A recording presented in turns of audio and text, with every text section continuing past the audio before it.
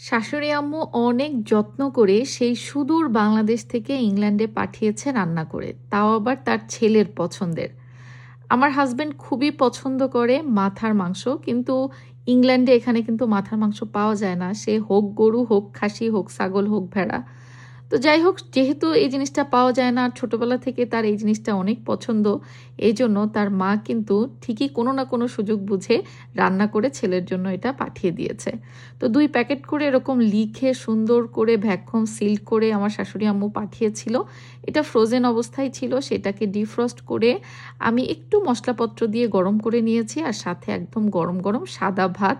আজকে সকাল সকালই আমাদের সবার নাস্তা। যদিও আমরা সকালে নাস্তা করি না, ভাত তো আরই না, বাট তারপরেও আজকে শাশুড়ি আম্মুর হাতের মজার রান্না বলে কথা।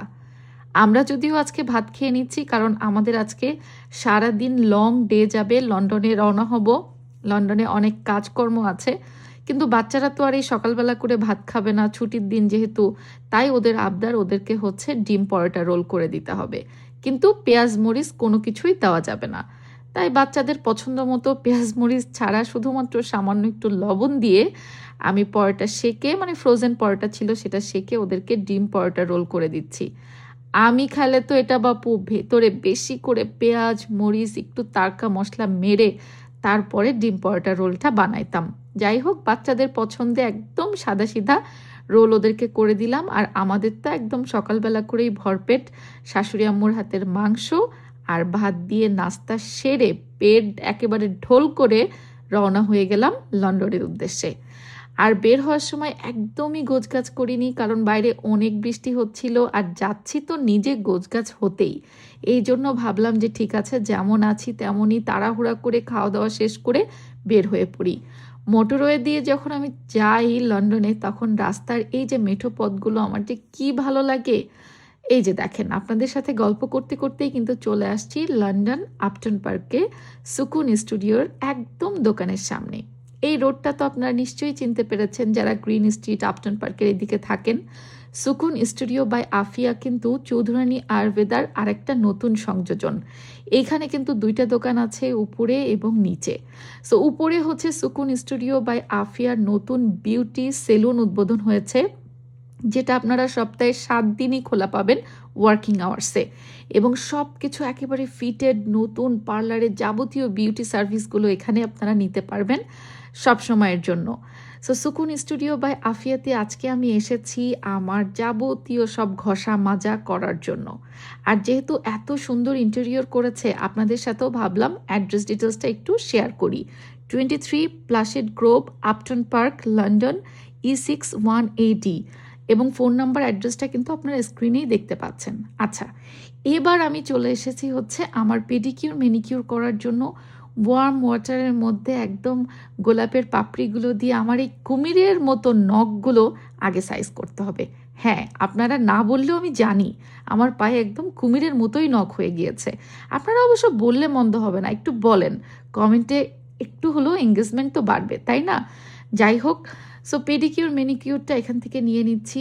আর আমি লন্ডনে যত জায়গায় এর আগে পেডিকিউর করেছি না কেন, এই প্রথম নীলা মাস্ক দিয়ে পেডিকিউর আমি করেছি সুকুন স্টুডিও বাই আফিয়াতে। এখানে অনেক নতুন নতুন সার্ভিস আপনারা পাবেন, যেগুলো সম্ভবত লন্ডনের অন্য কোনো বিউটি সেলুনে নাই।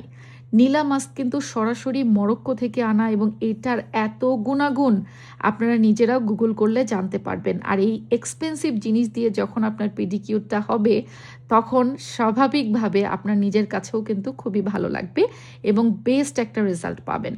যাই হোক, তাদের কাছে পেডিকিউরের কিন্তু বেশ কয়েকটা অপশন আছে, তো আমি এই নীলা মাস্কের এই পেডিকিউরটাই নিয়েছিলাম। আপনারা চাইলে অন্যান্যগুলোও নিতে পারেন। এত গল্প করতে করতে পেডিকিউর শেষ করে কিন্তু চলে আসলাম তাদের শপের নিচতলায়, যেখানে চৌধুরানী আয়ুর্বেদার শপ রয়েছে।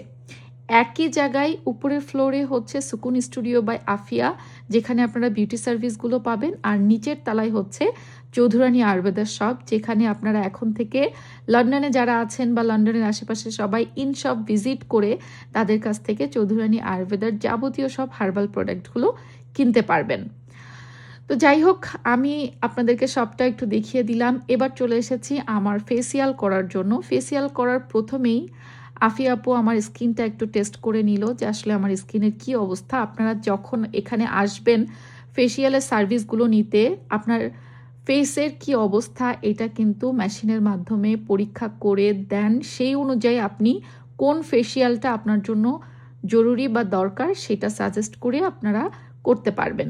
এখানে স্কিনের বিভিন্ন ধরনের ট্রিটমেন্টও আপনারা নিতে পারবেন। আফিয়া আপু যেহেতু ইউকে থেকে সার্টিফাইড কোর্স করা, সো আপুর সাজেশনে আপনারা আপনার স্কিনের ধরন বুঝে কিন্তু ফেসিয়ালগুলো নিতে পারবেন বা বিভিন্ন ট্রিটমেন্টগুলো নিতে পারবেন। যাদের দীর্ঘদিনের মেস্তা রয়েছে, দাগ রয়েছে, সেই সব কিছু ট্রিটমেন্টও কিন্তু এখানে হয়। এছাড়াও বিভিন্ন ধরনের হেয়ার ট্রিটমেন্ট, হেয়ার কাটিং সব কিছুই কিন্তু এই পার্লারে আপনারা পাবেন। যাই হোক, আমার ফেসের কি অবস্থা সেটা পরীক্ষা নিরীক্ষা করার পরে আপুর সাজেশন অনুযায়ী আমি আজকে একটা হাইড্রা ফেসিয়াল নিচ্ছি। তো ফেসিয়াল রুমটা আমার কাছে খুবই ভালো লেগেছে। একটা সুন্দর ছোট্ট ছিমছাম রুমের মধ্যে একেবারে নিরিবিলি পরিবেশে একা একা একজন বিউটিশিয়ান আপনার এই ফেসিয়ালটা করবে। এমন না যে আপনার পাশে আরও অনেকজন থাকবে বা এখানে অন্য অনেকে থাকবে, তেমন কিছুই না। দেখতে পাচ্ছেন এই পুরো একটা রুমে একটা মাত্র ফেসিয়ালের ব্যবস্থা, এবং যেখানে আপনি নিরিবিলি একা একা একজন এক্সপার্ট বিউটিশিয়ানের কাছ থেকে আপনার পছন্দ মতো স্কিনের উপযোগী ফেসিয়ালটা নিতে পারবেন। তো এখানে আসলে যাবতীয় সার্ভিসগুলোর জন্য আলাদা আলাদা কর্নার রয়েছে, জায়গা রয়েছে, এবং সব অত্যাধুনিক মেশিনের মাধ্যমেই কিন্তু এই সার্ভিসগুলো সুকুন স্টুডিও বাই আফিয়া নিয়ে এসেছে।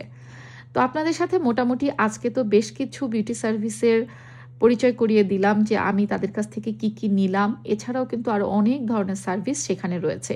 আর কি যে রিল্যাক্সিং, এবং আমার তো প্ল্যান আছে আমি নেক্সট যেদিন যাব সুকুন স্টুডিও বাই আফিয়াতে, সেই দিন আমি একটা হোল বডি মাসাজ নিয়ে নিব। কারণ হোল বডি মাসাজটা যেমন আপনার শরীরে রক্ত সঞ্চালন বাড়াবে, ঠিক তেমনই একটা রিল্যাক্সিং ফিলিংসও নিয়ে আসবে। মোট কথা, সারাদিনের কর্মব্যস্ততা আসলে সপ্তাহে 5 দিন ফুল টাইম জব করে বাচ্চা কাচ্চা সামলিয়ে সংসারে সব কিছু সামলানোর পরে মাঝে মধ্যে যদি নিজের একটু রিল্যাক্সেশনটা হয় তাহলে কিন্তু মন্দ হয় না। যাই হোক, আমার নর্মালি ফেসিয়ালটা খুবই কম করা হয়, কারণ আমি ফেসিয়াল ঘরেই করি চৌধুরানী আয়ুর্বেদার যে ফেসিয়াল কিট আছে সেটা দিয়ে।